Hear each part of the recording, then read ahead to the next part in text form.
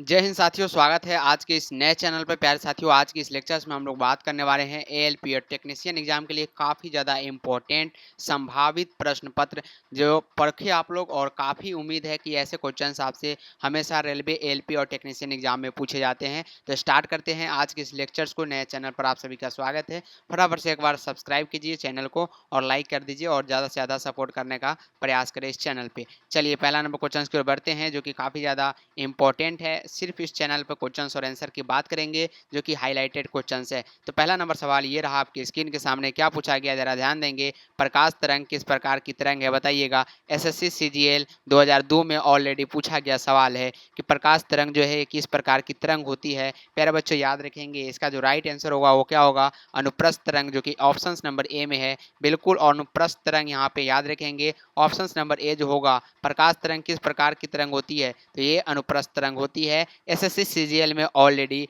पूछा गया सवाल है और एएलपी साथ ही साथ टेक्नीशियन के लिए काफ़ी ज़्यादा इंपॉर्टेंट क्वेश्चन है। दूसरा नंबर क्वेश्चन ये रहा आपकी स्क्रीन के सामने, क्या पूछा जा रहा है कि प्रकाश का वेग है, बताइएगा। यूपीपीएससी 2012 का क्वेश्चन है। प्रकाश का वेग कितना होता है, 3 × 10⁸ सेंटीमीटर पर सेकेंड स्क्वायर, या 3 × 10⁸ मीटर पर सेकेंड, या 3 × 10⁸ किलोमीटर पर सेकेंड, या 3 × 10 मील प्रति सेकेंड। तो चार ऑप्शन कुछ इस प्रकार से आपके एग्जाम में दिए जाएंगे जो कि काफ़ी ज़्यादा लाजवाब ऑप्शन होगा जो आपको घुमाने का प्रयास करेगा। तो प्रकाश का वेग क्या होता है, 3 × 10⁸ मीटर पर सेकेंड होता है। ये उम्मीद है कि आपको भी पता होगा। ऑप्शन नंबर बी क्या होगा इस प्रश्न का 100% राइट आंसर होगा। चलते हैं अगले सवाल की ओर। तीसरा नंबर सवाल है कि वाहन पीछे से आने वाली वस्तुओं को देखने के लिए किसका प्रयोग करते हैं। वाहन के पीछे से देखने के लिए प्यारे साथियों साइड मिरर जो होती है, लगा हुआ साइड मिरर कुछ इस प्रकार से, तो ये किसका उपयोग किया जाता है। एसएससी स्टेनोग्राफी परीक्षा में पूछा गया,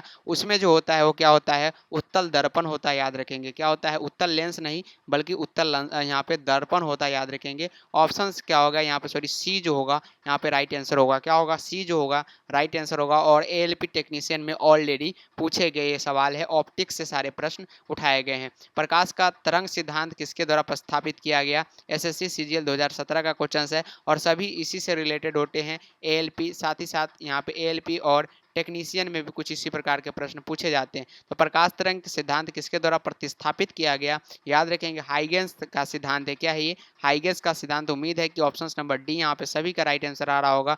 क्या रहा है यहाँ पे, ऑप्शन नंबर डी सभी का राइट आंसर आ रहा है। तो फटाफट से नए चैनल पर स्वागत है आप सभी का, और लाइक सब्सक्राइब शेयर ज़्यादा से ज़्यादा करें, चैनल को सपोर्ट करें। उन सभी छात्रों को बता दें कि यहाँ पे भी कुछ यहाँ पे ऑब्जेक्टिव कराए जाते हैं जो कि एएलपी और टेक्नीशियन में काफ़ी ज़्यादा इंपॉर्टेंट एंड ब्रांडेड क्वेश्चंस होता है।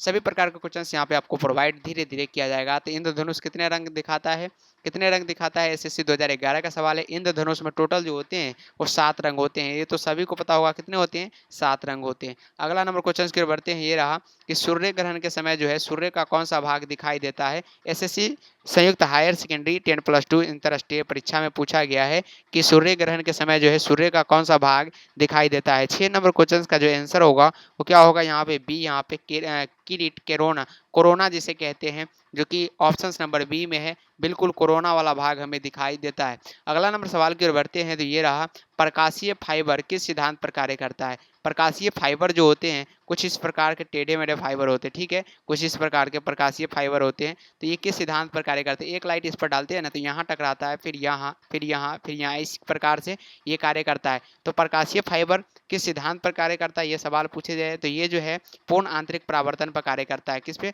पूर्ण आंतरिक परावर्तन पर। तो ऑप्शन नंबर क्या होगा, सी जो होगा इस प्रश्न का राइट आंसर होगा। वाहन के अग्रदीपों में किस प्रकार का दर्पण इस्तेमाल होता है, वाहन के अग्रदीपों में किस प्रकार के दर्पण का इस्तेमाल किए जाते हैं, ये क्वेश्चन आपसे पूछा जा रहा है। बीपीएससी में ऑलरेडी आया हुआ क्वेश्चन है कि वाहन के अग्रदीपों में किस प्रकार का दर्पण इस्तेमाल किए जाते हैं। प्यारे बच्चों, तो ये जो होते हैं ये परवलय दर्पण का इस्तेमाल किया जाता है। कौन सा दर्पण, परवलय दर्पण, जो कि ऑप्शन नंबर डी में दिए गए।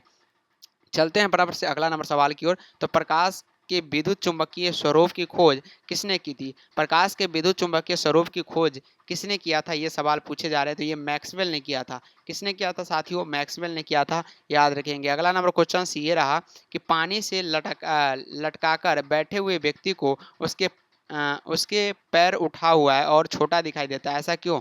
पानी में लटकाकर बैठे हुए व्यक्ति को जो है उसका पैर जो है उठा हुआ एवं दिखाई देता है। तो ऐसा क्यों होता है? क्वेश्चन जो थोड़ा लंबा बनाया गया है और यहाँ पे कंबाइन करके बनाया गया है, जो कि ये सिक्के से रिलेटेड क्वेश्चंस रहता है। तो ये अपवर्तन के कारण होता है। आपसे पूछेगा कि पानी में बीकर में एक सिक्का डाला हुआ है जो उठा हुआ प्रतीत हो रहा है, किस लिए? तो ये प्रकाश के अपवर्तन के कारण ऐसा हो रहा है। सिंपल सी क्वेश्चन था लेकिन घुमा के आपसे पूछा गया। चलिए, यौगिक सूक्ष्मदर्शी क्या होता है? यौगिक यहाँ पे सूक्ष्मदर्शी एसएससी एमटीएस में पूछा गया सवाल है। यौगिक सूक्ष्मदर्शी जो होता है ये क्या होता है? तो ये एक प्रकार के क्या होते हैं? ऐसे सूक्ष्मदर्शी जिसमें लेंसों के दो सेट होते हैं, एक नेत्रकार लेंस और एक नेत्रक होता है। यानी ऑप्शन नंबर यहाँ पे सी राइट आंसर होगा।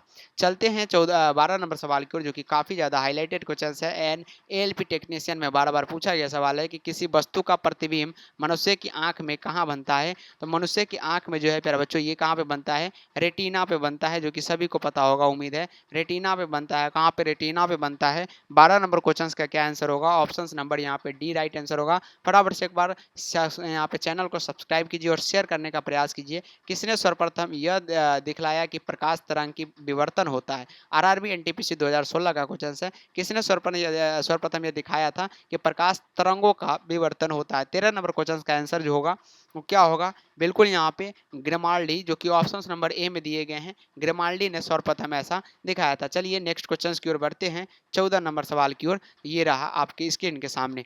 तो स्मार्ट बोर्ड अब डिजिटल बोर्ड हो चुका है, देख सकते हैं सभी प्रकार की सुविधाएं उपलब्ध है। तो पानी में डूबी हुई एक छड़ी किस संवृत्ति के कारण मुड़ी हुई प्रतीत होती है? सेम टू सेम क्वेश्चंस आपके सिक्के से रिलेटेड है। तो ये भी प्रकाश के अपवर्तन के कारण होता है। किस लिए होता है? प्रकाश के अपवर्तन, जो कि ऑप्शन नंबर आपके बी में दिए गए। नेक्स्ट क्वेश्चन ये रहा आपके स्क्रीन के सामने। तो किसके कारण जो है आकाश नीला दिखाई दे पड़ता है? आकाश जो है किसके कारण जो है नीला दिखाई देता है? तो ये प्रकीर्णन के कारण दिखाई देता है। किस लिए? प्रकीर्णन के कारण। ऑप्शन नंबर यहाँ पे सी राइट आंसर होगा। ये रहा अगला सवाल कि रेटिना का नेत्र द्वारा निर्मित प्रतिबिंब होता है। रेटिना का नेत्र द्वारा जो है निर्मित प्रतिबिंब कैसा होता है? 16 नंबर क्वेश्चन का आंसर जो होगा ये कैसा होगा? वास्तविक होता है, बट क्या होता है? उल्टा होता है और छोटा होता है, याद रखेंगे। वास्तविक तो होता है बट उल्टा होता है एवं छोटा होता है।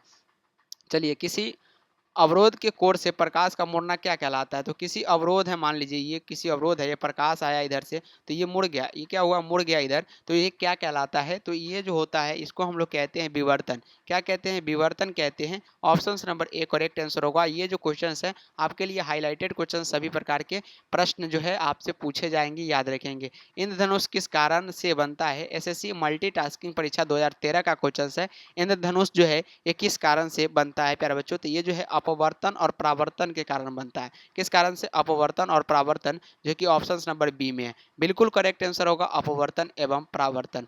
नेक्स्ट क्वेश्चन ये रहा कि सूर्योदय एवं सूर्यास्त के समय जो है वायुमंडल में ललिमा किस कारण छा जाती है? आरआरबी एनटीपीसी 2016 यहाँ पे 16 का क्वेश्चन है।